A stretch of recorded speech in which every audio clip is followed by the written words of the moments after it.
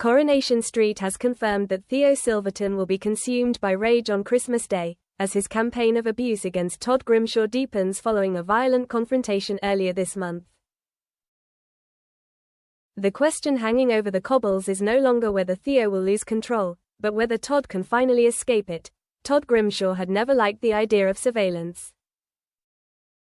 He was a man who once relished the theater of his own life, small, intimate dramas played out across kitchen counters and pub booths, not someone reduced to observing his own pain from a distance. Yet there were signs he could no longer ignore. The left cheek he swore he'd never present to the world, the instinctive hush when he crossed his arms, the quick apologies whispered into phones. These things clung beneath the skin like barnacles, and pretending they weren't there had become impossible.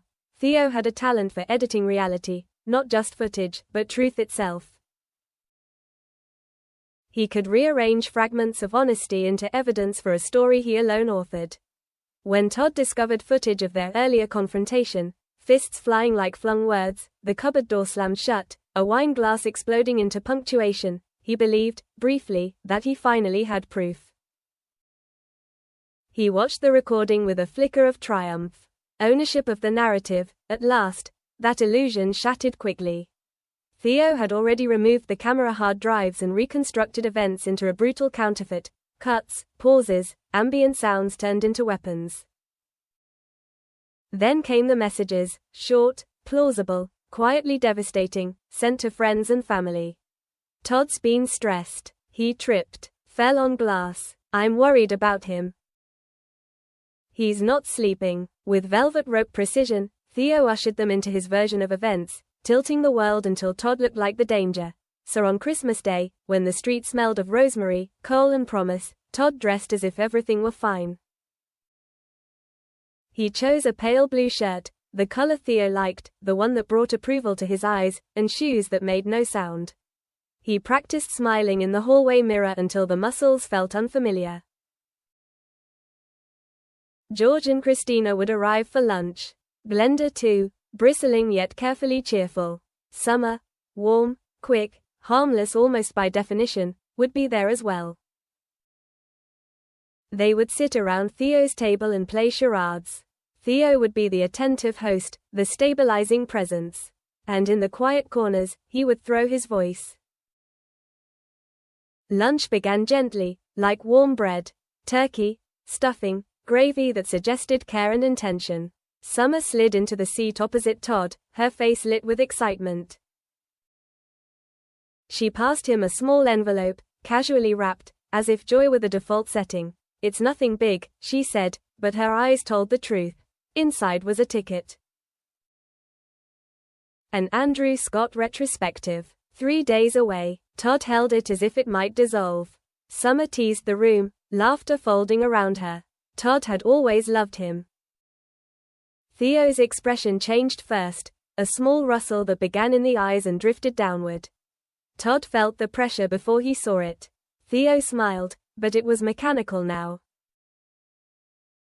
How thoughtful, Theo said smoothly, but when Summer repeated Andrew Scott with reverence, the elastic of Theo's temper stretched just a fraction too far. Charades followed, laughter, clues, stitched scenes of forced warmth. Todd floated, tried to. Theo watched, cataloging reactions like ammunition.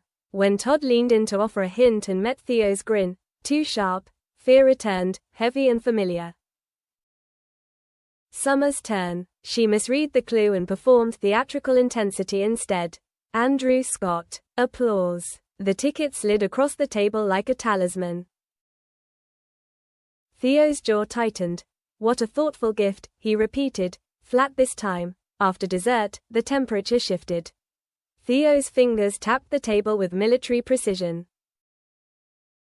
Summer chatted on, oblivious, incandescently kind. We'll go, Todd. We'll make a night of it.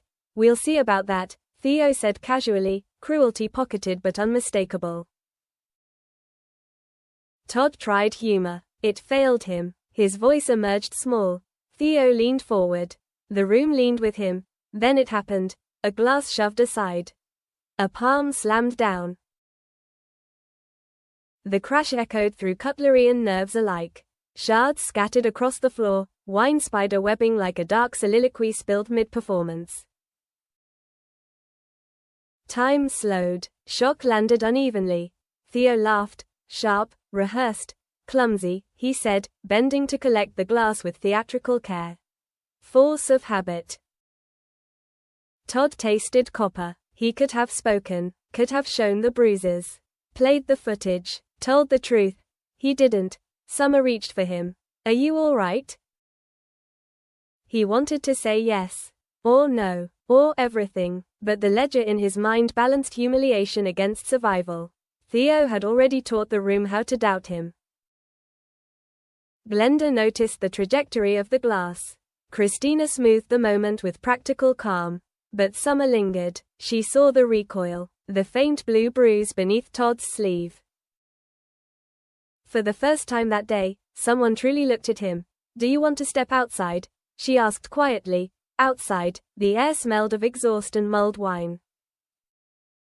Summer admitted she hadn't known, that Todd could have told them. Todd answered honestly, but without heroics. Theo was charming in public. Clever. He rewrote things until Todd looked unstable. Hope flickered in Summer's eyes, dangerous, but loyal. Inside, Theo waited, untroubled, apologetic. He hugged Todd with a softness that was all question mark. Concern, weaponized. That night, Todd lay awake, back to the door, Christmas lights humming lies outside. He packed slowly. He didn't leave. The ticket burned in his pocket like a promise. Christmas Day did not resolve the story.